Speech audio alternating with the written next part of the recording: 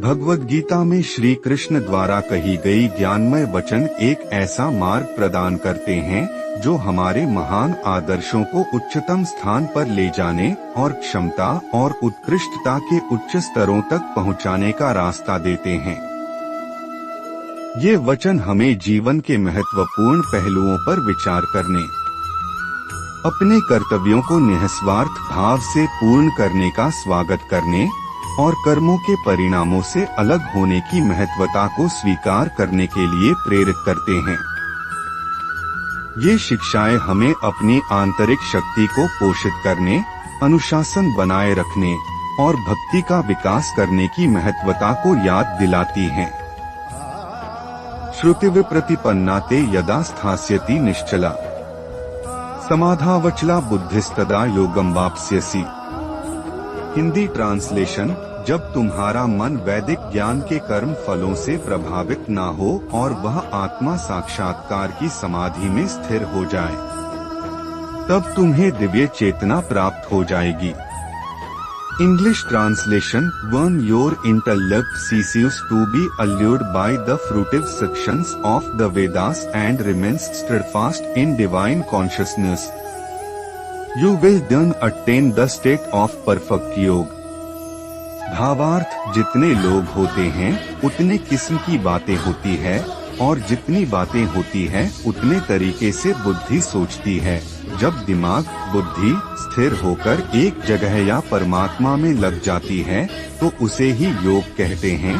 बुद्धि का स्तर हो जाना ही एकाग्रता कहलाता है। स्थिर होकर एकाग्रता से कुछ करने को समाधि की स्थिति भी कहते हैं।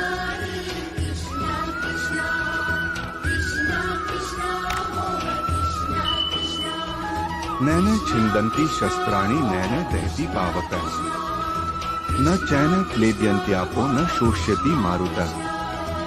हिंदी ट्रांसलेशन: भगवान श्री कृष्ण अर्जुन को बताते हैं कि आत्मा न तो कभी भी या किसी भी प्रकार के शस्त्र द्वारा खंड खंड नहीं किया जा सकता है। आत्मा को न अग्नि द्वारा जलाया जा सकता है, न जल द्वारा भिगोया जा सकता है, न वायु द्वारा सुखाया जा सकता है। English translation: Lord Shri Krishna tells Arjuna that the soul can never be chopped by any or any kind of weapon, nor can it be burnt. Water cannot wet it, nor can air dry it. भावार्थ: यह भगवान श्री कृष्ण का तात्पर्य है कि शरीर में रहने वाले देह का कभी भी वध नहीं किया जा सकता। वह अजन्मा, नित्य, शाश्वत तथा पुरातन है। इसलिए उसे इसी भी बात की चिंता नहीं करनी चाहिए।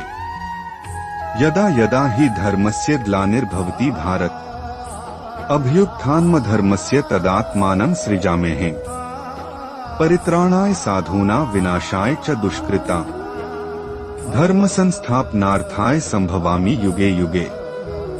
हिंदी ट्रांसलेशन: भगवान श्री कृष्ण अर्जुन को बताते हैं कि जब भी और जहाँ भी धर्म की ग्लानि, पतन, हानि होती है और अधर्म की प्रधानता, वृद्धि होने लगती है, तब तब मैं धर्म की वृद्धि के लिए अवतार लेता हूँ, भक्तों का उद्धार करने, दुष्टों का विनाश करने तथा धर्म की फिर से स्थापना करने के लिए हर युग में प्रकट होता रहूंगा। English translation: Lord Shri Krishna tells Arjuna that whenever and wherever there is defamation, degradation, loss of religion and the primacy of unrighteousness starts to increase, then I incarnate for the growth of religion. I will continue to appear in every age to save the devotees, destroy the wicked and re-establish the religion. भावार्थ: यह भगवान श्री कृष्ण का तात्पर्य है कि मनुष्य को हमेशा धर्म का पालन करते रहना चाहिए और जब जब धर्म की हानि या धर्म का पालन नहीं होगा, सज्जन पुरुषों के कल्याण के लिए और दुष्कर्मियों के विनाश के लिए और धर्म की स्थापना के लिए मैं श्री कृष्ण युगों युगों से प्रत्येक युग में जन्म लेता रहूंगा। ये भगवद गीता में कृष्ण द्वारा दिए गए प्रेरणादायक उद्धरण हमें धर्म की प्रतिष्ठा बनाए रखने, स्वार्थरहित रूप से अपने कर्तव्यों का निर्वहन करने और हमारे कर्मों के परिणामों से आसक्ति रहित रहने की महत्वपूर्णता को हमें याद दिलाते हैं। वे हमें जीवन की चुनौतियों का सामना करते समय आंतरिक शक्ति, अनुशासन और भक्ति का विकास करने के लिए प्रेरित करते हैं। इन उपदेशों का अनुसरण करके हम आध्यात्मिक विकास, मुक्ति की प्राप्ति और एक उद्दीपक और समृद्ध जीवन जी सकते हैं। मुझे आशा है कि भगवद गीता के ये प्रेरक विचार आपको पसंद आए होंगे।